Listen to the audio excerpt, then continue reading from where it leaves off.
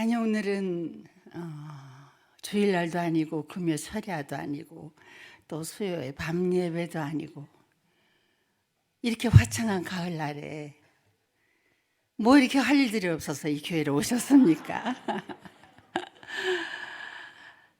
정말 반갑습니다. 오늘 새벽부터 물론 이제 이 교회에 내가 올 수 있다는 약속을 받고는 날마다 마음을 두근거리면서 이 시간을 기다렸지만 특히 오늘 새벽에 집에서 이렇게 출발하면서 야, 수원의 그 동네는 얼마나 좋은 동네라서 이런 시간에 이렇게 아름다운 복음잔치를 하실까. 그런데 감히 나 같은 걸 또 불러주신다. 너무 기쁘다. 그런 마음을 가지고 달려왔습니다. 제가 예수 믿는 사람이라고요. 제가 예수 믿는 사람인 줄 아셨어요? 모르셨죠? 왜 모르는지 저 안다고요. 제가 텔레비전에서 예수 믿게 합당한 배역을 그렇게 많이 한 것 같지 않거든요. 왜 웃으시는 거예요? 제가 안다고요. 무당춤 췄다고요. 그래요. 또 강하고 이런 역들을 많이 해서 사람들께서 이렇게 보시기에 야, 예수 믿어? 어떻게 저런 사람이 예수를 믿어? 근데 하나님은 다르시더라고요. 하나님은 좋은 일만 한 사람, 아름다운 배역만 하고 남한테 뭐 눈물 주고 감동만 준 사람, 너 이쁜 짓 했으니까 너만 와서 예수 믿어 이러시지 않더라고요. 어느 날 저에게도 찾아오셔서 오라고, 그냥 오라고, 네 모습 그대로 그냥 오라고. 저 염치도 없이 제가 하나님 앞으로 왔습니다. 그랬더니 너 뭐 잘했냐 못했냐 안 물어보시고 그냥 하나님의 자녀를 삼아주셨답니다. 저는 이 시간에 그거 자랑하라고 우리 목사님께서 저를 초대해 주신 것 같습니다. 저는 지금은요 서울의 평창동이라는 곳이 있어요. 서울 광화문에 이렇게 들어서면 삼각산이 보이거든요. 그 삼각산 들어가는 그 초입에 예능교회라는 교회가 있습니다. 우리 교회는 지금 46년 된 교회고요. 우리 교회가 46년 전에는 예능교회가 아니고요. 연예인 교회였다고 합니다. 연예인 교회. 연예인하고 무슨 교회하고 무슨 상관이 있겠어요? 그런데 연예인 교회였다고 해요. 왜 그랬느냐면 그 46년 전에 연예계에, 방송계에 예수 믿는 사람이 불같이 일어나기 시작을 했어요. 너무너무 기뻐하고 뛰어다니고 뭐 예수 믿자, 뭐 기도해야자, 뭐 성경 공부하러 가자 이런 사람들이 많았어요. 방송국 안에. 그중에 특별히 눈에 띄게 더 난리를 하시는 분들이 코미디언 쪽 중에 여러분 구봉서 씨라고 아시죠? 막둥이 구봉서가 예수 믿는다는 거예요. 그렇게 기쁘게 만나기만 하면 예수 믿자고 하는 거예요. 곽기석이라고 가세요? 명콤이었죠. 이제 그분은 목사님까지 되셨다가 지금 천국으로 소천에 가셨는데 그 두 분들이 그렇게 열심으로 믿는 거예요. 그리고 그러다 보니까 많은 밑에 젊은 사람들도 예수 믿으면서 저를 봐도 예수 믿자고 성경 공부하러 가자고 난리를 하는 건데 나는 그게 무슨 소린가. 아니 무슨 할 일들이 없어서 그렇게 그런 걸 한다고 저렇게 시끄럽게를 구는가. 저는 그런 생각을 했었거든요. 그렇지만 참 신기하긴 했었어요. 아니 어떻게 저런 사람들이 예수 믿는다고 저럴까. 제가 그중에 잊지 못할 사람이 고은아라는 사람이었어요. 대한민국의 최고의 영화 배우였어요. 그 시절에. 근데 그 치우고 가는 배우가 예수를 믿는데요. 근데 예수가 너무 좋다는 거예요. 그러더니 어느 날 기독교 방송국의 새롭게 하소서라는 프로그램이 지금도 방송 나가고 있죠. 처음 생기면서 그 프로그램의 사회를 맡으면서 그야말로 세상의 모든 것들을 다 끊어버리고 내려놔버리고 예수 일만 하기 시작을 하더라고요. 아니 별일을 다 봤다. 사람들은 최고의 배우가 되겠다고 얼마나 애를 쓰고 그러는데 지금 최고의 배우 그 자리를 저렇게 아무렇지도 않게 내려놓고, 근데 그렇게 예수가 좋다는 거예요. 눈에 안 보이면 뭐 한대니? 기도한대요. 어우 정말 별꼴이야. 그렇게 좋은 것일까? 또 저한테 또 예수 믿으라고, 또 제 남편에게 예수 믿으라고 그러면 참 나는 믿을 게 너무 많았었거든요. 그때 46년 전으로 가보세요. 우리 모두 46년 전으로 가보자고요. 얼마나 우리가 젊었고 얼마나 우리가 정말 꿈을 갖고 있는 그런 시대였어요. 나는 나름 방송을 시작하면서 정말 믿을만하고 아주 신진으로서 정말 앞으로 정말 자랑스러운 배우가 될 거라고 많은 사람들이 얘기해 줬고 칭찬을 해줬어요. 제 남편은 글을 쓰는 사람이었어요. 시, 소설, 라디오 드라마, 텔레비전 드라마를 쓰는 작가였거든요. 너무 열심히 일을 하니까 당선작도 톡톡 내는 사람이었고요. 생긴 것도 무지 잘생겼었어요. 그래서 후배들이 이렇게 잘생긴 구선생님이 배우를 하지 왜 이렇게 못생긴 언니가 배우를 하냐고 나를 놀려댈 정도로.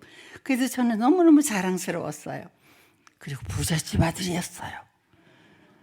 그러니 뭐 남편에게 예수 믿으라면 내 주먹 믿어, 내 실력 믿어. 끄떡떡하지 않고 우리는 당당하게 이 세상의 모든 것이 우리 손아귀에 오기 시작하고 박수와 돈과 명예가 지금 달려오는데 예수 믿을 필요가 없었어요. 우리는 영원히 그렇게 살 줄 알았어요. 이 세상이 내 것이 될 줄 알았어요. 그런데 어느 날 제 남편이 감기 몸살이 오는 거예요. 기침을 하고 숨이 막 가쁘대 이게 감당이 안 되는 거예요. 그래서 병원을 찾아갔어요. 제 남편은요 뭐든지 1등 하는 거 좋아했었어요. 자기 발 앞에 모든 거 굴복시켜야지 직성이 풀렸어요. 근데 모든 거 1등 해야 되니까 술 마시는 것도 1등 해야 됐어요. 제 남편이 말을 해요. 나는 마음 먹으면 소주를 12병도 마셔. 언제나 그랬어요. 담배를 하루에 3갑 이상 피웠어요. 그렇게 건강하던 사람이 하룻밤 자고 나면 다시 얼마든지 뛰어다니면서 일하던 사람이 감기 몸살 그까짓 것 아무것도 아닌데 계속 기침이 나고 열이 나고 하니까는 견딜 수가 없어요. 그래서 병원을 갔습니다. 병원도 아무 데나 가면 되나요? 우리나라에서 최고로 좋은 병원에 최고로 유명한 박사님을 찾아갔어요. 박사님께서 그러시더라고요. 염려하시지 말라고. 이제 약을 주시고 뭐 주사 맞고 좀 쉬면 되겠다고. 그 유명한 박사 말도 거짓말이더라고요. 제 남편은 별로 열도 안 떨어지고 별로 기침도 멎지 않고 계속 아프기 시작하고요. 조금 괜찮으면 또 아프고 또 아프고. 어느 날 병원에 갔더니 의사 선생님이 산소 호흡기를 코에다 걸어요. 아이고 기침 좀 멎을 때까지 하고 있으래요. 병원에서 나오니까 이제 산소호흡기를 벗으래요. 오늘 입원을 했어요. 또 산소호흡기 끼고 며칠 있었어요. 그래도 너무너무 안 좋다가 그래도 퇴원하라고 그래서 벗고 퇴원을 하고 1년에 한두 번, 3번, 4번이 2년에 5, 6번, 7번으로 막 많아지기 시작을 하는 거예요. 너무 걱정되더라고요. 걱정되지만 정말 세상에 얼마나 좋은 의사가 많은데 그까짓 거 못 고치랴. 계속 몇 년을 입원 퇴원을 했어요. 어느 날 퇴원을 하는데 의사 선생님이 남편을 앉혀놓고 그래요. 선생님, 이상하게 선생님이 숨을 쉬는 호흡기가 이제 너무너무 망가져 버렸습니다. 병원에 입원할 때만 산소호흡기 끼었는데 이제는 산소호흡기를 1분만 벗어도 숨을 절대로 못 쉬는 상황이 됐어요. 퇴원하는데 산소호흡기를 아예 끼고 퇴원을 하셔야지 앞으로 생명을 보존할 수가 있습니다. 우리는 정말 한 번도 소원해보지 않은 거였어요. 한 번도 생각도 안 해본 일이었어요. 하지만 남편이 무너져 내리고 좌절하는 것이 보이지만 살아야 되니까 우리는 산소호흡기를 끼고 집으로 퇴원을 했습니다. 안방에서 한 5m, 10m 바깥에다가 산소호흡기가 모터가 퍽퍽 돌아가면서 산소를 만들어줘요. 그럼 닌겔 줄 이렇게 해서 코에다 걸고 제 남편은 그날부터 안고 쓰고 생각하고 모든 것들을 그 산소호흡기 줄에 매달려서 그 안에서만 살 수밖에 없는 삶으로 바뀌고 말았습니다. 모든 짐이 하루아침에 내 어깨에 다 내려앉고 짊어지고 가야 되는 거예요. 너무 힘들었지만 그래도 다시 한번 다잡고 또 좋은 선생을 수지침이 좋다, 어디가 좋다 열심히 다녔어요. 근데도 안 나는 거예요.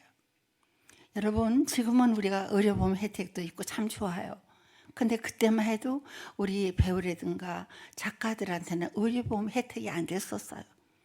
한번 입원했다가 퇴원하면 어마어마한 돈이 들어가기 시작을 했어요.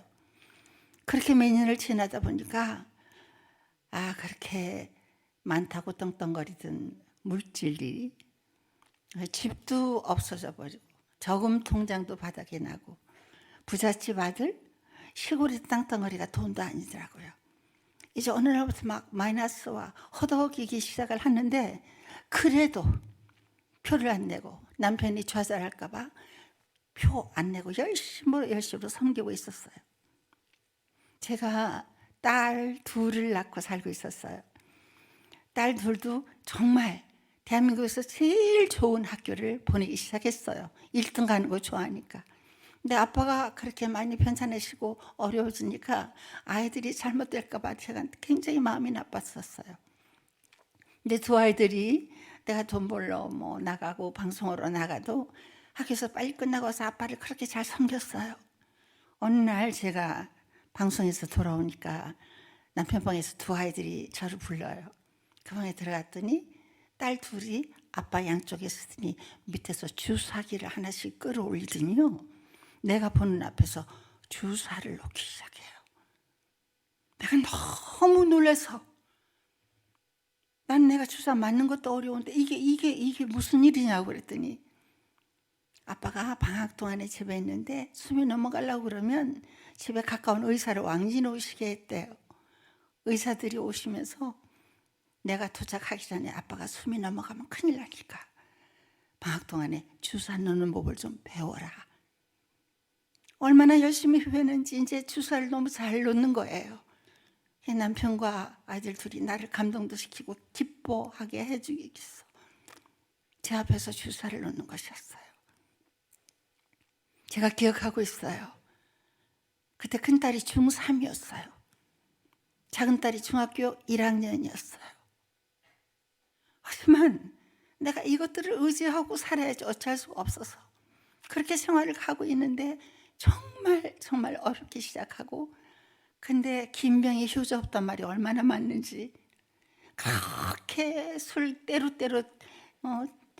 무리지어서 마시던 술 친구들 너 아니면 재미없다 야 그렇게 불러대던 사람들 친척도 정말 우리 집에 참 우리 시아버지랑 참 친척들한테 잘했다고 그래요.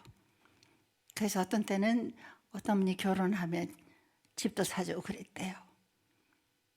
어떻게 된 것인지 어느 날 제가 돌아다 보니까 물론 물질도 없어졌지만 그렇게 좋아했던 친구들이나 왕래했던 사람들이 전부 발길을 끊고 우리 식구들만 달달 떨고 있는 것을 제가 보기 시작했어요. 제가 어떻게 해야 될지 마음이 너무너무 어디 의지할 데가 없고 어느 날 제 남편이 병원에 갔는데 중환자실로 들어가 버리는 거예요. 여러분 중환자실 참 무서운 곳이더라고요. 근데 많은 사람이 있는 곳도 못 들어가고 혼자 독방에 있다고 면회를 오라고 해서 들어갔어요. 제 남편 독방에 누워있는데 산소 호흡기 정도 갖고는 절대 숨을 못 쉬는 지경이 돼서 이제는 어떤 기계가 입을 통해서 숨을 쉬게 하고요.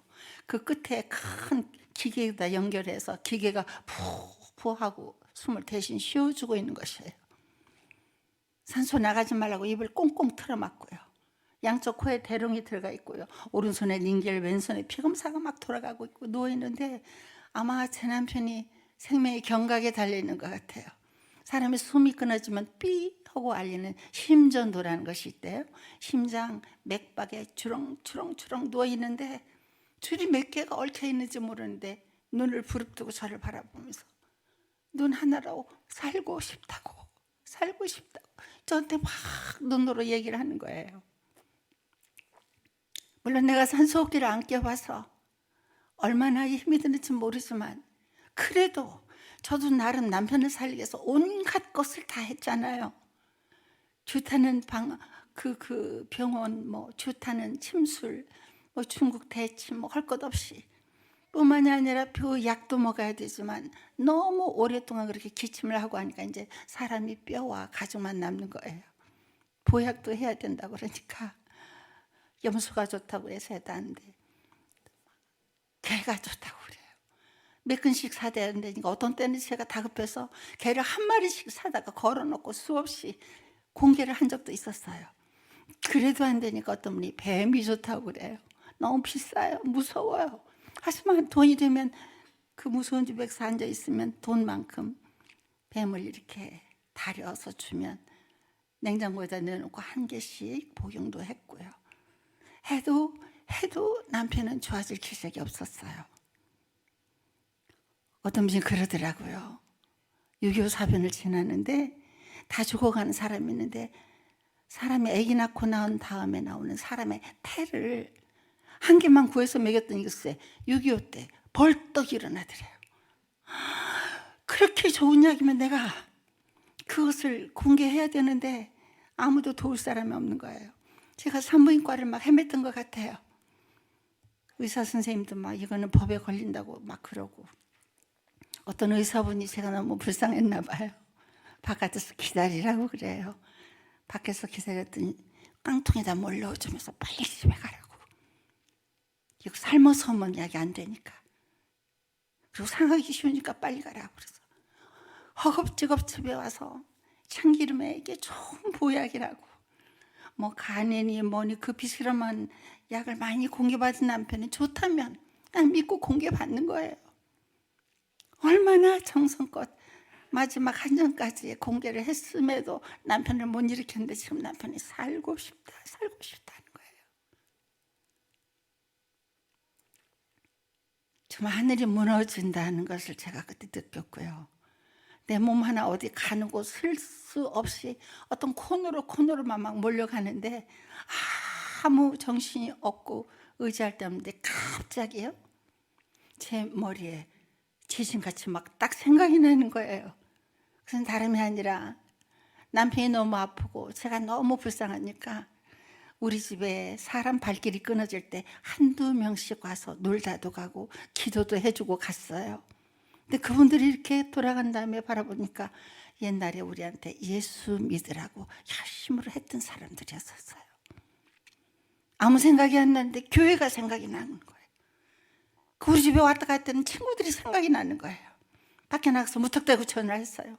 지금 상황이 이렇다고 그랬더니 목사님, 전도사님을 모시고 와서 면회 시간에 들어가서 제가 못 들어가고 무엇인가를 하고 돌아가신 다음에 밤에 제가 남편 방에 들어갔어요.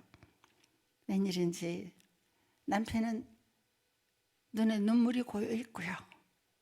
저를 이렇게 바라보더니 닌겔 꽂은 손을 약간 움직일 수 있어요. 메모지하고 볼펜을 달라고 그러는 거예요.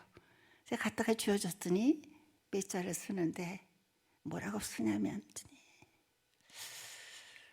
목사님과 전도사님께서 나를 위하여 오늘부터 금식을 시작하셨대. 너무너무 고맙다고 전해줘. 그렇게 써줬어요. 제가 남편을 위해서 모든 거 했다고 생각했는데 저는 내 곡기를 끊고 생명을 내놓고 남편을 위해서 금식 기도를 한 번도 해본 적이 없더라고요. 나는 금식 기도 같은 것이 있는 것도 몰랐어요. 제 남편은 교회를 한 번도 와본 적이 없는 사람이에요.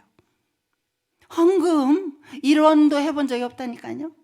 그저 퍼마시고 좋은 사람들 뭐 주고 나누고 뭐 이렇게 자기가 즐겁고 높임받는 일에 썼을지는 몰라도 교회 발길질만 하고 남이라고 했던 사람이 무슨 교회? 교회를 다니는 모든 사람들이 우리를 경멸해야 되고 미워해야 돼요.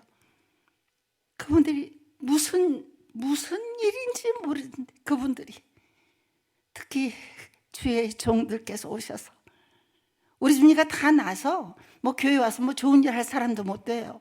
돈 벌었다고 뭐 돈 더럭더럭 쓸 사람도 못 된다고요.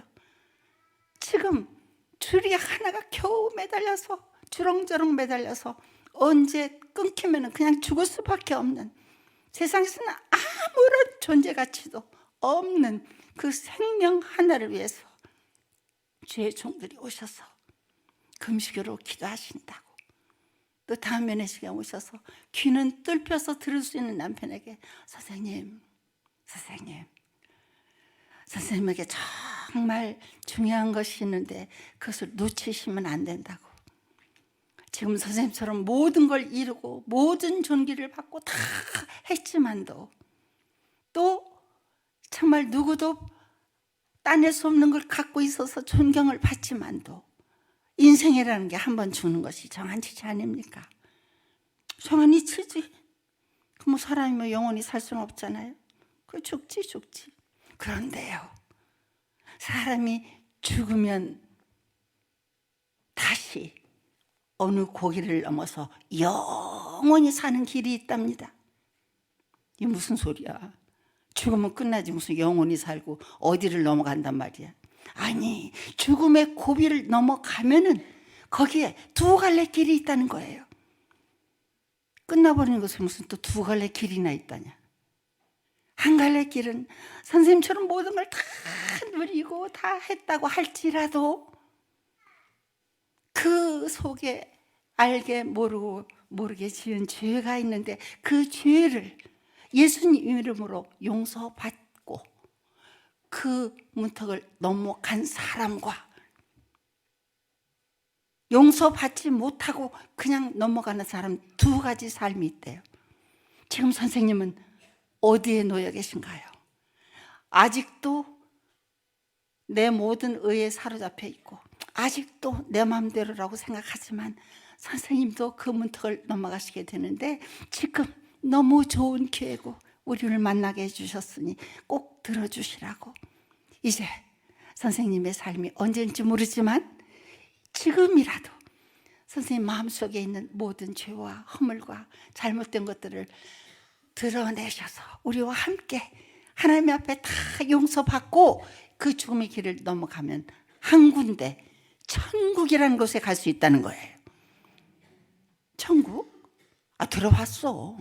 좋은 곳이라며. 아니, 좋은 것이 아니고 얼마나 영원히 왕노릇하는 곳인지, 눈물도 슬픔도 없는 곳인지, 얼마나 더 서로 사랑밖에 할 수 없는 모든 금은보화가 가득한 곳인지.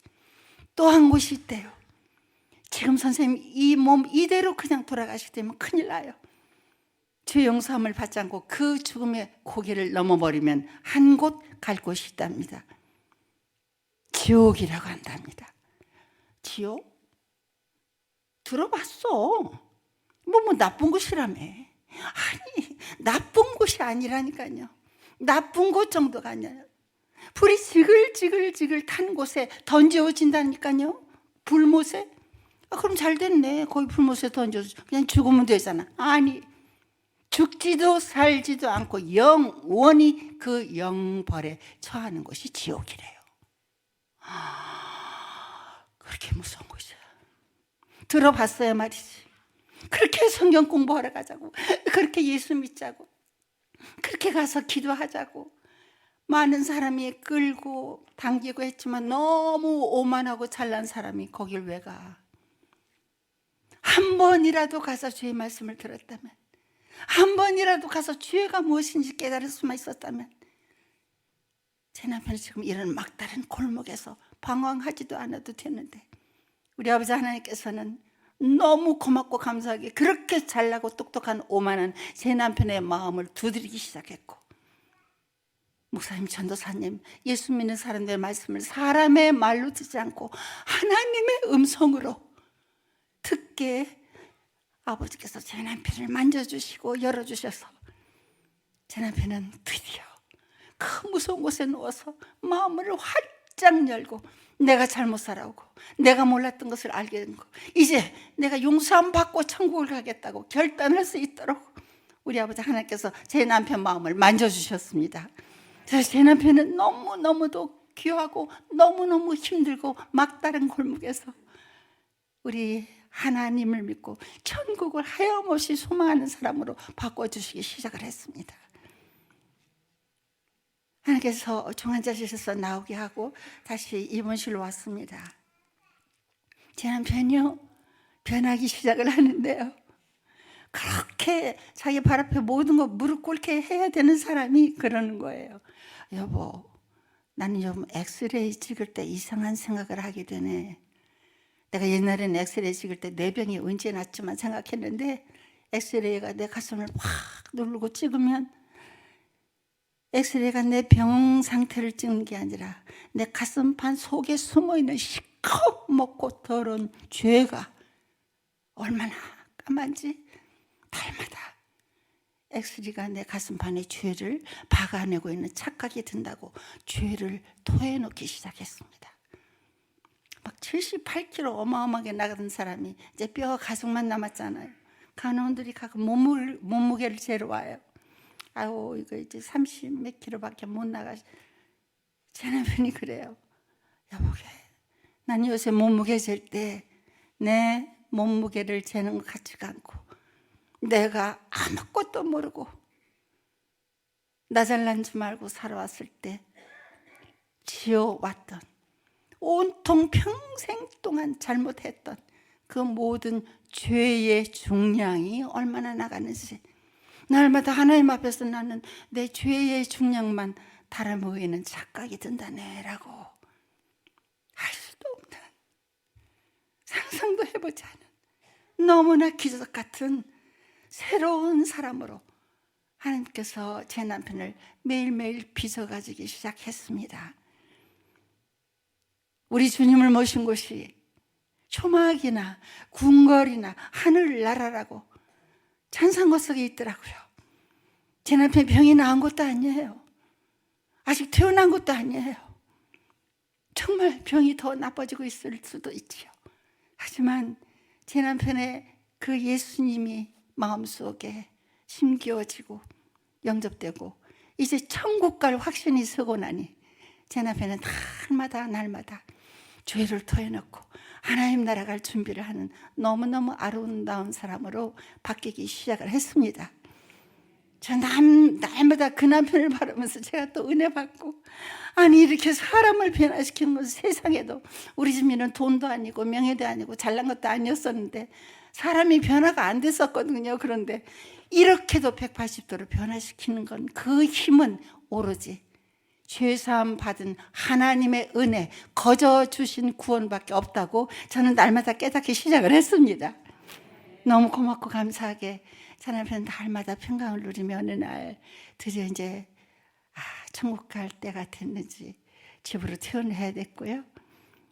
목사님, 전도사님 달려오셔서 오른손을 목사님이 잡고 왼손을 전도사님이 잡고 하염없이 축복기도 해주시는 기도 소리를 들으면서 기침도 멎고 눈빛도 너무너무 소망으로 감았다 넣었다 마지막 인사하는 것 같이 그렇게 하면서 제 남편은 저보다 한 발짝 먼저 너무너무 평강을 누리면서 천국으로 소천을 했습니다. 천국 갔다니까요. 제가 무슨 천국 갈 자격이 있어요? 교회를 와봤냐고요? 집으로 기도해봤냐고요? 찬양을 하고 싶어 죽어요, 제 남편이. 은혜 받고는. 근데 호흡이 있는 자마다 찬양을 하라고 했듯이 이 숨을 못 쉬고요. 기계가 숨을 쉬어주고 있으면 찬양을 못해요. 날마다 이렇게. 제 남편이 노래도 흐드러지게 잘하는 사람이었거든요. 그냥 하고 싶은데 이렇게 하면서 이게 몇 장이냐고 가사만 읽고요. 말씀을 읽고 싶어도 너무 힘들어요. 나보고 읽어달래요. 그냥 기도도 한번 해달래요. 그런 사람이 정말 천국을 가고 나니 제가요 정신이 버쩍 들었다니까요. 정신이 났어요. 제가. 야, 인생이라는 게 이렇게 아무것도 아니구나. 이렇게 아침 안개같이 아무도 내일 알 수 없구나. 제 남편이 중환자실에 있을 때요, 제가 중환자실 밖에 있으면 많은 사람들이 중환자실에 죽어서 시체로 나가는 걸 본 거예요. 근데 어떤 사람이 돈이 많은가 봐요. 저기 저 중환자실에 있는 저 사람이 돈을 너무너무 많이 벌어서 돈 보따리가 너무너무 크대요. 이 돈 주인인 저 사람, 이 돈 보따리 다 갖다가 줄 테니까 이 병원에서 제발 좀 살려달라고 그래요. 와, 그렇게 능력 있다는 돈 보따리가, 돈 보따리 주인이 지 생명을 1초도 연장 못 시키고 그냥 죽어 나가는 거예요. 와, 이게 뭔 일이냐. 여러분, 정대철 국회의원이라고 계셨고요. 그 아들도 국회의원이었고요. 그 아버지는 더 유명한 또 국회의원이었어요. 정일영 씨라고. 그 유명하신 분이 죽어서 시체로 나가는 걸 제가 본 거예요. 아니, 국회의원도 죽네. 저는 상상을 안 했었어요. 아, 뭐 죽긴 죽겠지만 언제 죽겠지. 나 몰라, 배우? 아이, 모른다니까. 언제 뭐, 아이, 나는 아는 체도 하기 싫어. 언제나 이랬거든요. 나는 그 모든 걸 바라보면서 정말 인간의 모든 것을 깨닫기 시작했어요. 내 마음대로 아무것도 할 수 없는 것이 인간이라는 걸 깨닫기 시작했어요. 내가 뭘 하고 싶다고 이루지도 못하고요. 내가 한자 키를 크게 적게도 할 수 없고요. 내가 눈 하나 깜빡 심장이 뛰고 있는 모든 걸 내가 하는 것이 아니라는 걸 깨닫기 시작을 했어요. 그걸 보여주시고 그걸 이끄시는 분이 누구시라는 걸 내가 깨닫기 시작을 했다니까요. 모든 것이 하나님의 손에 달려있고 모든 구원이 예수에 달려있다는 걸 날마다 깨닫기 시작하고, 정말 그 평강을 주는 것은 이루 말할 수 없고, 날마다 그 남편 그 중환자실에 가면 이제 어떤 때는 막 뇌사 상태가 해서 막 시체같이 누웠을 때 아무도 찾아오지도 않고 내가 이제 찾아갈 기력도 없고 돈도 없고 아무것도 없고 죽음 앞에서 나도 함께 죽어가면서 정말 두려운 시간을 가질 때도 나는 아무도 부를 수가 없었어요. 아무도 찾아갈 수가 없었어요. 그렇지만 그 남편을 손에 얹고 아버지 하나님을 찾을 수가 있었어요. 주님을 부를 수가 있었어요. 내 아버지 부를 때마다 나한테도 들리지 않는 신음같이 그 아버지를 부를 때마다 아버지 하나님은 오냐 나 여기 있다. 지금 너와 함께 여기 있어. 너 세상에서 버림받은 것 같니? 아니, 내가 여기 있어. 내가 천지를 창조하고 생사화복을 주관하고 모든 것이 존귀와 영광이 내 손에 있는 내가 너를 사랑한다. 너와 함께 있다 말씀해 주셨어요. 그 어마어마하신 분이 나 같은 것을 아버지라고 했더니 오셔서 나를 모른 척하거나 나를 없이 여기지 않고 항상 함께 계셨습니다. 주님 하고 부를 때 나 여기 있다고. 내가 그 예수님을 만나고 그 좋은 하나님을 만난 것이 어마어마한 무슨 어디에서 만난 게 아니에요. 다 죽음 앞에 탈탈 털린 거지 같은 죽음을 기다리는 사람 앞에 같이 죽어가는 그 자리에 찾아오셔서 함께 해주신, 내 손을 만져주고 동행해 주신 그분을 저는 그 두려운 곳에서 만나게 됐습니다. 저는 이제 그분의 손을 놓고 싶지 않았습니다. 난 그분을 더 알고 싶었습니다. 하나님 더 알고 싶었어요. 정신이 났어요.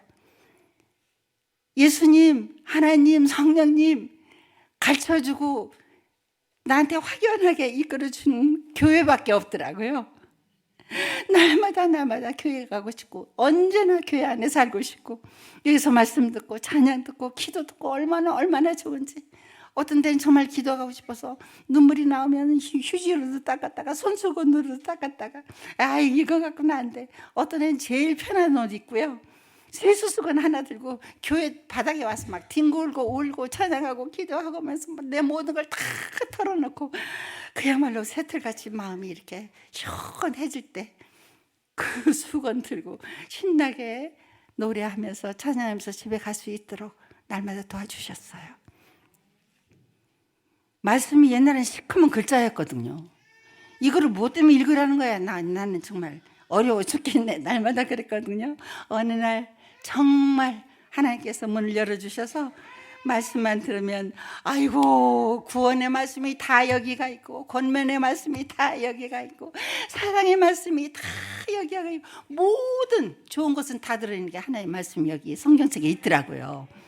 이거 보니까 무슨 뭐 사도 바울이라는 남자가 엄청 똑똑한 남자인데요. 예수 믿는 사람 잡아다 죽이던 사람인데요. 어떻게 하다가 눈이 멀게 되고 눈꺼풀을 이렇게 띄게 하나님께서 도와줘서 띄었더니 그때부터 새 사람이 돼서 예수를 있는 대로 전파하기 시작하고 정말 온 생명을 바쳐서 뛰어다니는 모습을 보니까 너무 못 들어지지 뭐예요. 그래서 하나님 나 이 남자 좀 닮게 해주세요. 나 이 남자 같이 살게 해주세요. 나 막 그런 마음, 애기같이 그렇게 막 하나님한테 때를 쓰고 막 그렇게 하면 하나님께서 알았다 그렇게 해주시는 것 같이 날마다 하나님은 나를 위해서 푸른 초장을 열어주시고 실만한 물가로 인도하시고 내 근심 걱정을 공중에 나는 새같이 뭐 어디 뭐 꽃 그 백합화 같이 뭐 창고에다가 뭘 뭐 바리바리 뭐 다 해놓지 않아도 하나님께서는 정말 내 새끼니까 넌 구원받고 이제 천국 올 내 새끼니까 걱정하지 말라고 아버지 하나님께서 모든 것을 보여주시는 것을 제가 체험하면서 예수를 믿기 시작을 했습니다. 그러고 댕기니까 제가 47살에 혼자 됐어요. 남편이 52살이었고요. 그 8, 9년 동안 그 고초를 겪어서 저는 이 세상을 다 봐버렸어요.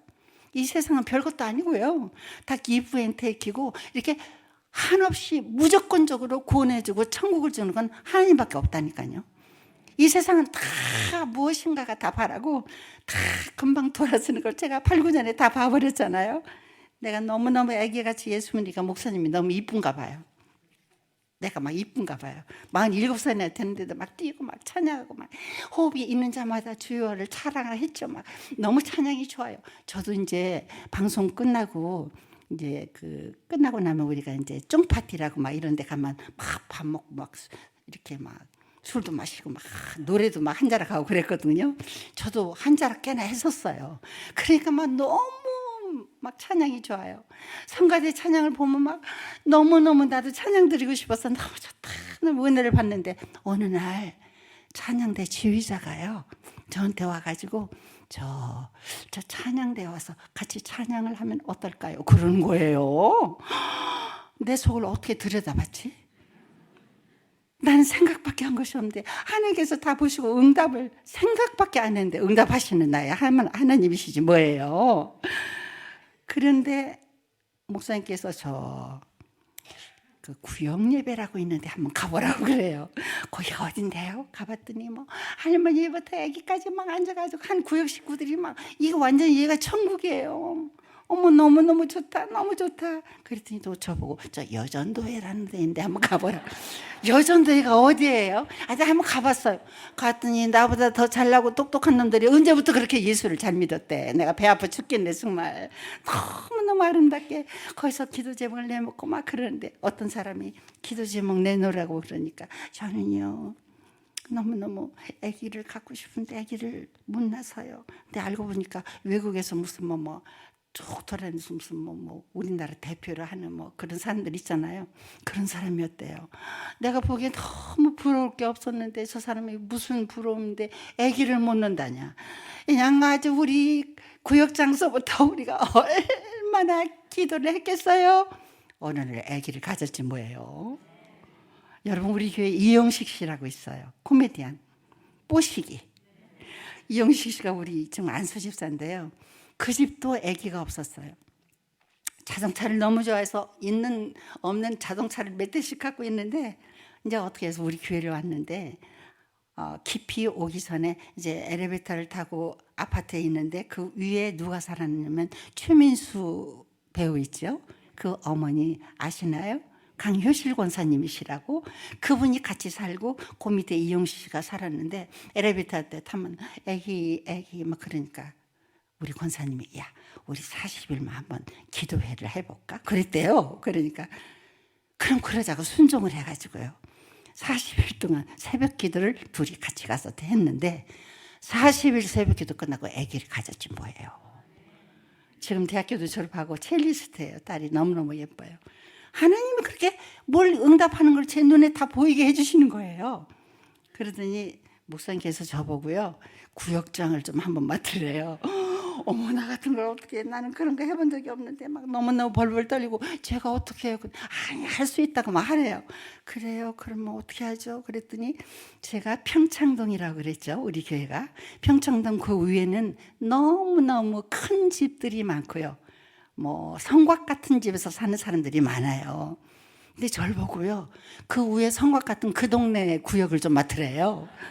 어머 아버지 하나님 나 이렇게 지금 이 가난하고 지금 슬픔해서 이제 막 깨어나서 정말 하나님 기쁨을 사는데 내가 어떻게 그렇게 어마어마한 데서 내가 어떻게 구역장을 해. 그랬더니 목사님이 할 수 있다고 그러니까 나 한번 해봐야지. 그랬더니요 구역 식구들 이렇게 다 이렇게 멤버를 얘기를 해주는데 이 사람들이요 구역 예배를 거진다 안 나온대요. 구역장하고 그 밑에 누군가고 뭐 이렇게 1년에도 몇 번 안 나오시니까 하여튼 그런 구역이라고 저한테 주는데 얼마나 제가 귀한 사람들이고 얼마나 무서운지 하나하나 이름을 불러가면서 어떻게 종이작이 아무튼 뚫어져 나가라 할 정도로 제가 그렇게 막 기도를 했어요. 그러고 나니까 그분들을 만난 것 같아 괜히 배불러요. 그래가지고 이제 예배 드리는 시간을 정해가지고 어디서 예배 드릴까 기도를 했어요. 근데 우리 그 위에 평창동 거기 큰 공원이 있거든요. 거기서 관리하시고 하는 또 예쁜 그 집사님들이 우리 교회 교인이셨어요. 근데 그분이 이제 막 그 동네 그 잘 사는 그 집사님들과도 친하니까 뭐 서로 일도 도와주고 막 그랬어요. 근데 하나님께서 나한테 거기서 그 관리하고 계시는 그분 댁에서부터 예배를 드리라는 거예요. 아버지 그럼 그 잘 사시는 분들이 거기로 오실까요? 그렇지만 기도하는 거예요. 하나님 이름을 막 불러가면서. 그래서 이제 예배를 드리러 날짜를 정해놓고 제 차로 밑에 계시는 분 나이 든 사람부터 내 차에 한 분 태워가지고 그쪽으로 가서 예배를 드리려고 모였는데 상당히 많이 모였어요. 이 첫날 최선자가 한다고 그러니까 이 배우라는 것이 어떻게 하는 것인가 보러 오셨는지. 그래가지고 어떻게 이게 이게 좁아 터지니까 막 엉덩이를 부비고 앉았는지 모르겠어요. 그렇게 하고 그 다음에 예배를 드렸더니 다음에는 꽃이 활짝 피고 그러면 막 궁궐 같은 그 집사님이 아유 우리 집에 꽃이 너무 예쁘게 폈어요. 우리 집에 와서 예배 드려요. 그럼 이제 집을 내놓기 시작을 하시는 거예요. 얼마나 기쁜지. 그래가지고 막 예배를 드리고 1년을 그렇게 행복하게 지나다 보니까요 12가정을 목사님이 저한테 주셨거든요. 마지막 12월에 마지막 그 예배를 드리는데요 12가정이 아니라 13가정이 드리게 하나님께서 도와주셨어요. 12가정이 다 모이고요 한 가정은 그 옆으로 이사를 오셨는데 아직 등록도 안 했어요. 근데 구역예배 오셔가지고 13가정이 나같이 아무것도 모르고 그냥 예수 만나고 기쁨 속에 천국이 내 것이 된 기쁨만 가지고 있는 그곳에 천국을 이루면서 그 구역 예배 드렸던 거 잊을 수 없고요. 그 다음엔 또 목사님께서 그 다음 해는 다른 구역으로 가래요. 그럼 또 어디 가요? 그랬더니 또 저 평창동 옆에 어디 저 산 높은데 꼭 벌집 같이 막 다닥다닥 붙은 큰 그런 어떤 집이 있었어요. 근데 거기 가서 또 구역을 좀 맡으래요. 그래서 또 그대로 했던 대로 또 적어주신 대로 또 죽으라고 기도하고 가서 이제 올라갔는데 겨울에 조금 추울 때 이렇게 올라가려면은요. 막 거기서부터 이제 지하에 물이 안 내려가는 그냥 그런 집이니까 물이 거죽으로 와서 막 이게 차가 안 올라가는 거 못 올라가는 거예요. 올라갔다가 쭉 미끄러지고 올라갔다가 쭉 그럼 내 차에 타도 뭐 우리 기도해야 돼요. 기도해요. 그래가지고 막 기도하고 자는 아버지 올라가게 해주세요. 세요. 오면 삐뚤삐뚤해서 딱 해서 그 언덕을 올라가게 되는 거예요. 할렐루야. 그러고 하면서 이제 예배를 드렸고 이제 봄이 돼서 거기는 방도 굉장히 조그맣고 그런데 그 방 전체도 아니고 방을 이렇게 둘로 나누어서 나이 많은 할머니 한 분이 사시는 분들 계셨었어요. 자식들이 그렇게 마련해 주셔서 그런다고 그러는데 봄이 되면 이분들이 몸도 안 좋으시니까 그 층층대 그 밑에 내려오기도 어려우신데 우리가 야유 예배 갑시다 그래가지고 모셔가지고 막 이렇게 붙들고 오면은 막 정말 얼마나 기뻐하시는지 그거 잊을 수가 없고 이제 제가 그 나이가 되어버렸어요. 그래가지고 그때를 생각하면 제가 가슴이 막 뛰고요. 그 다음에 또 못생겨서 다른 데로도 구역을 하래요. 그래서 어딘데요? 그랬더니 뭐 어쨌든 그 불광동 어디 쪽에 이렇게 주셨는데 젊은 그 며느리가 시아버님 모시고 그렇게 살고 있는데 그렇게 눈물의 기도를 하고 좋은 사람이었어요. 그래서 이제 거기 신방을 가기로 해서 할아버지는 저쪽 방으로 또 얼른 도망가시고 우리가 막 예배 드리고 왔거든요. 근데 오늘 그 할아버지가 입원하셨다고 그래요. 그래서 우리 구역 식구들이 다 가서 머리맡에 누워 있는 할아버지 모시고 또 이제 막 기도를 하고 눈을 떴다가 저를 보더니 너무 놀라셔가지고 아니 배우 아니요 이러시는 거예요. 제가 구역장이에요. 할아버지 며느리가 너무 기도해서요 우리가 이렇게 기도하러 왔어요. 그 다음에 이제 퇴원하신다고 그래서 여기 교회에서 쓰는 큰 성경책 있잖아요. 그 책을 선물로 갖다 드렸어요. 할아버지 눈 잘 보이시게 하려고. 이거 할아버지 갖다 드리고 우리 선물이라고. 나중에 한번 거기서 구역 예배를 갔는데 이게 조그마한 상을 하나 갖다 놓고 할아버지가 보신다고 그 큰 책이 그 상에 펼쳐져 있는 것을 제가 봤어요. 그냥 전심으로 내가 만난 우리 좋은 예수님 하나님 모시고 천국이 내 것된 거 가지고 그냥 아무것도 모르는 내가 무슨 말을 어떻게 할지 모르지만 이렇게 전할 때 하나님께서 하나님의 일을 이루시는 것을 제가 체험하기 시작을 했어요. 너무너무 고맙고 감사하고 그러면서 제가 방송국을 바라봤더니 방송국에 예수 믿는 사람들이 많더라고요. 봤더니 어머머 저기 한희수 장로가 지나가네. 어머머 송재효 장로 지나간다. 송재효 씨 얼마 전에 돌아가셨어요. 어머머머 임동진 장로 이제 장로 됐다가 임동진 씨는 그것도 목말라서 목사가 됐어요. 그래서 이제 70살 넘어서 다 은퇴하시고 또 다시 문화사에 가고 계세요. 어머머 너무너무 많다. 장로도 이렇게 많고 뭐 집사도 많고 어머 여자들은 권사도 왜 이렇게 많냐. 이야 많다.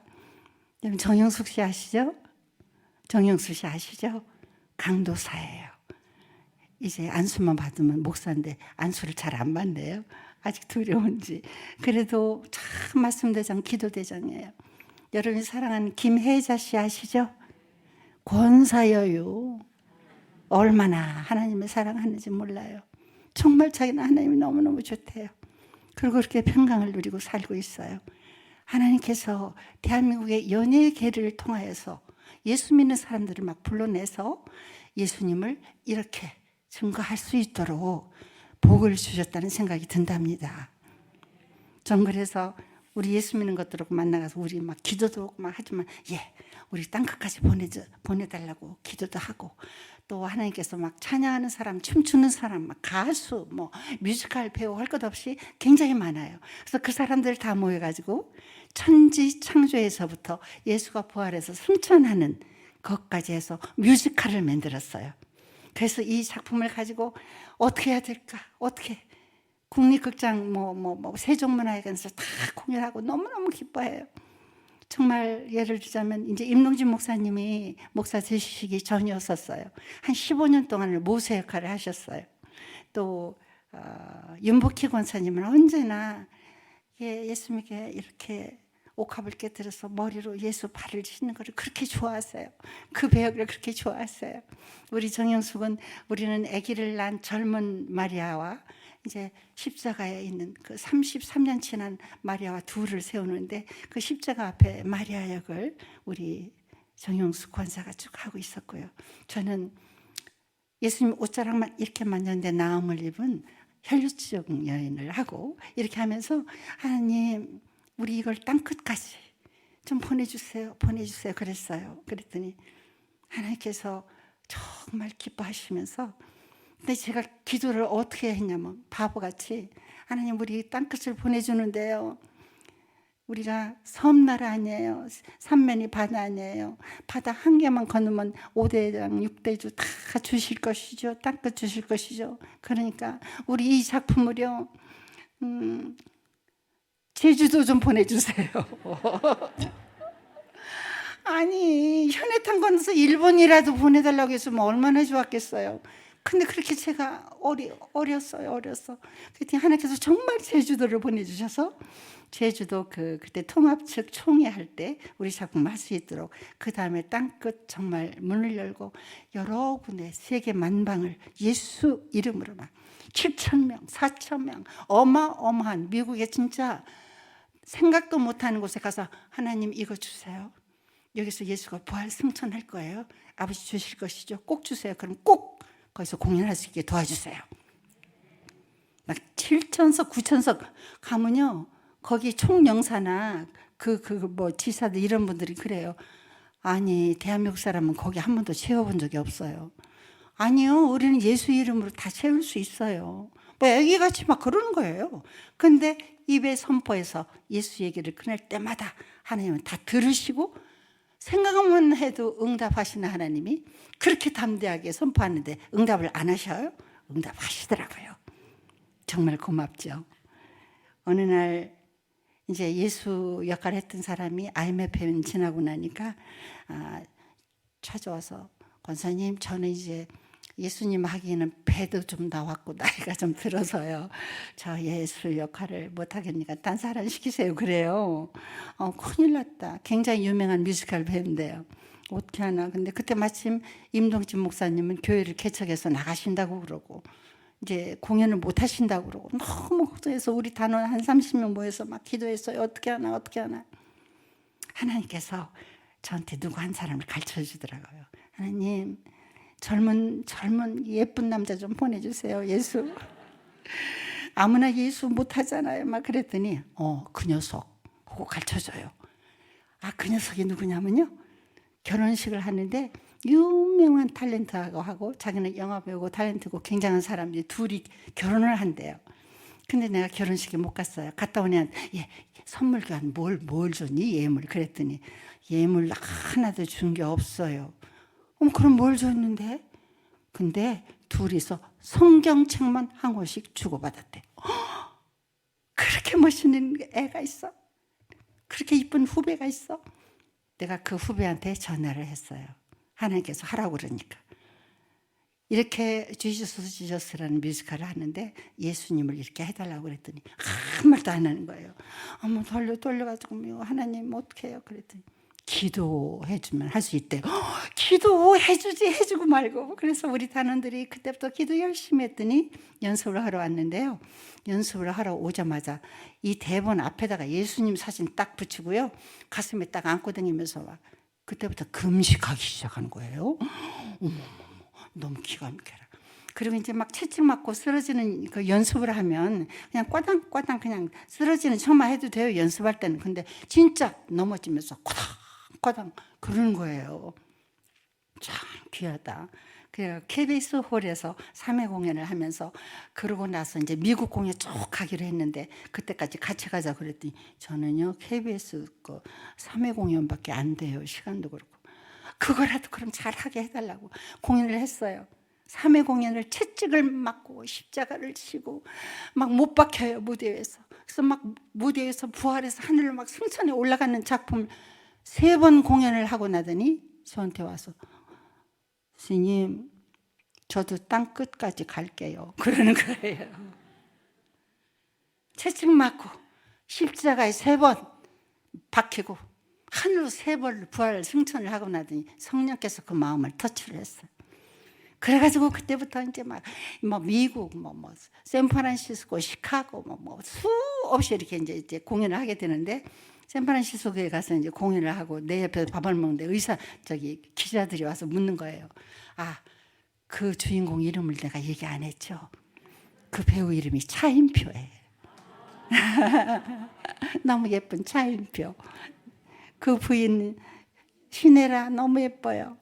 지금도 이제 너무 감사하게 신혜라는 친구 그 유호정이라는 그 또래하고 또 요즘 하희라가 주 앞에 확 와서 지금 권사여요. 희라도 그래가지고 다들 지금 성경 공부하고 그래요. 그런데 와서 그렇게 왜 영화도 안 하고 텔레비전도 안 하고 예수 역할만 하고 다니세요. 그러니까요, 차인표 씨가 뭐라고 하냐면 저는요 시간의 11조도 드리고 싶었습니다 그러더라고요. 얼마나 정말 은혜스럽고 우리에게 도전을 주는지. 그렇게 해서 하늘 같은 예수로 쓰고 은혜를 받더니 지금 컴패션이라는 곳에 가서 대장으로 지금 십자가 지고 나가고 있는 귀한 하나님의 자녀로 일하고 있답니다. 하나님께서는 모든 일을 통하여서 일을 하시기 시작을 했고요. 제가 아현동마님이라는 드라마를 할 때 너무 나쁜 이 보희가 내 며느리 역할을 했었어요. 너무 예쁜데 이것이 예수를 안 믿는 거라. 이 이쁜 것이 내 속으로는 하나님 이렇게 이쁜 것이 지옥불에 떨어져서 지글지글 타면 아까워서 어떡해요. 막 내가 속으로 막 그랬는데 내가 드라마를 하면서 예수를 전하면서 내가 너무너무 좋은 얘기를 하고 천국을 하고 이제 끝나면서 이제 성경책을 예쁜 거에다가 말씀도 해서 주면서 보이야 또 다음에 보자 그러고 이제 끝났더니 제가 호주인가 어디 집회를 갔는데요. 막 바빠서 떠나려고 하는데 전화가 왔어요. 선생님 좋은 얘기요. 무슨 얘긴데? 나 바빠. 그래. 다름이 아니라 이보희 씨가 교회 나간대요. 막 그러는 거예요. 너무 기뻤어요. 호주 갔다 와서 전화해서 보희야 너 나한테 할 얘기 없어? 그랬더니 선생님 나 지금 예수 믿어요. 교회 나가요. 너무너무 좋아요. 그러는 거예요. 얼마나 감사한지. 그래 좋아. 또 전화가 왔어요. 어디서. 제가 영화를 하는데 엄정화 씨라고 아주 카리스마 넘치는 그 배우가 했어요. 근데 이 정화가 우리가 보기에는 카리스마 넘치고 강하지요? 아니요. 내 어깨를 부비면서 선생님 나 시집 가고 싶어요. 나 외로워요. 막 그러는 거야. 너 이렇게 이쁜 것이 뭐가 외롭고 그러냐. 이 선생님은 인하가 됐어도 예수 믿고 이렇게 하나님께서 모든 복으로 주셔서 너무너무 좋아. 응? 정말 하나님이 네 오른편에 계시고 왼편에 계시고 정말 네 가는 길을 인도하시고 막 이렇게 얘기를 해요. 그러면 그래요. 나는 외로워요. 날마다 이랬는데 어느 날 나한테 전화가 왔어요. 기쁜 소식이요. 무슨 소식? 엄정화가 교회 간대요. 할렐루야. 너무너무 감사해요. 너 교회 안 가면 큰일 난다. 너 우리 교회 꼭 와야 돼. 너 그러면 안 돼. 막 이러지 않았어요. 저는 예수 믿고 나에게 받은 은혜, 나한테 베풀으신 긍휼, 그 사랑, 모든 것을 이길 수 있는 힘을 내가 만난 사람한테 그것밖에 자랑하는 거 없어요. 하나님께서 누군가에게도 그 말씀들이 전달이 돼서 꼭 예수를 만나고 천국 가실 수 있으면 좋겠다는 생각이 듭니다. 아버지 하나님께서 수고하고 무거운 짐 진다들아 다 내게로 오라. 다 내게로 오래요. 조선자 너 무당춤 췄지? 너 오지 마. 안 그러셨어요. 나는 그냥 염치도 좋게 내가 너무 곤고하고 힘들 때 그냥 다 오라고 했으니까 그냥 기어갔어요. 얼마나 고맙고 감사한지. 그래요. 누구든지 주 예수 그리스도 이름을 부르기만 하래요. 이름을 찾기만 하래요. 영접만 하래요. 그럼 나 하나님의 자녀되는 권세를 주겠다고 말씀하셨어요. 저는 하나님의 자녀가 됐어요. 난 너무너무 기쁘고 행복해요. 오늘 혹시 여기 오신 분 중에도 정말 자녀되는 권세와 기쁨을 누리시기를 원하시면 마음속으로 아멘 하고 받아만 들이시면 된답니다. 그래서 우리가 언젠간 꼭 죽고 한 번 죽는 거 정한시 두 길밖에 없는데 천국길 가서 그곳에서 여러분과 다 같이 만났으면 얼마나 행복할까 이런 생각을 합니다. 제가 사실은 지금 8번 출구로 나와서 8번 전철을 타고 2번 출구로 나왔습니다. 제가 지금 제 나이가 누가 그렇게 가르쳐 주더라고요. 하나님한테 그랬어요. 하나님, 모세는 80세부터 그렇게 큰일을 했는데 아직 뭐 그 시대에는 지나가고 거기까지는 어려우니까 저는 80세까지 써주실 수 있어요? 그렇게 하나님을 이제 80 되기 전에는 그렇게 기도했거든요. 근데 80이 되고 막 넘어가니까 하나님 이거 80 지났는데요. 하나님 어떻게 되는 거죠? 그랬더니 내가 어디를 가는 데마다 예배를 드리면 여호수아서 말씀을 그렇게 교회도 다르고 많은 행사장도 다른데 꼭 여호수아 말씀을 이렇게 설교를 하셔요. 여호수아 말씀 14절에 보면 갈렙이 나온답니다. 꼭 14절 갈렙 얘기까지 하신 거예요. 이 갈렙이 85세에 그 척박한 그 아낙 자손들이 그 척박한 땅을 이 땅을 내게 달라고 말씀을 하셨다. 막 이런 말씀들 하는 거예요. 그런 소리를 들으면서 제가 하나님, 그러면 제가 갈렙같이 85살까지 이렇게 막 하나님한테 아빠 그래요? 맞아요? 그때까지? 그러고 이제 지나고 있는데 제가 얼마 전에 운전면허증을 새로 갱신을 했어요. 나이가 많아지니까 3년마다 나라에서 의무적으로 갱신을 하는데 이번에 갔더니 막 치매 검사까지 가지고 오라고 그래가지고 제가 너무 놀랐는데 그 검사 다 해서 이제 마지막에 저한테 그 면허증을 주는데 3년짜리를 주더라고요. 3년 후에 또 다시 갱신을 할 수 있다고. 가만히 있어. 내가 지금 82살인데 3년 더 운전도 하면서 하나님 일을 할 수 있도록 아버지가 허락하시나. 아빠 85세요? 이렇게 얘기를 하면서 정말 다시 다잡고 하나님께서 부어주신 것들을 부여잡고 한번 또 달려볼까 하는 마음을 가지고 오늘도 여기까지 왔습니다. 여러분 너무 고맙고요. 너무 감사하고요. 오늘 귀한 시간이 됐으면 좋겠고 아버지의 말씀들이 잘 들렸으면 좋겠습니다. 여러분들과 다음에 또 세계 만방 댕기고 공연하면서 얼마나 기적 같고 신나는 일이 많겠어요. 또 좋은 얘기 나눌 시간을 기약해보고 오늘 얘기는 시작하시죠. 빨리 끝내고 좋은 시간을 또 이어받기를 바랍니다. 여러분 사랑합니다. 천국에서 만나요.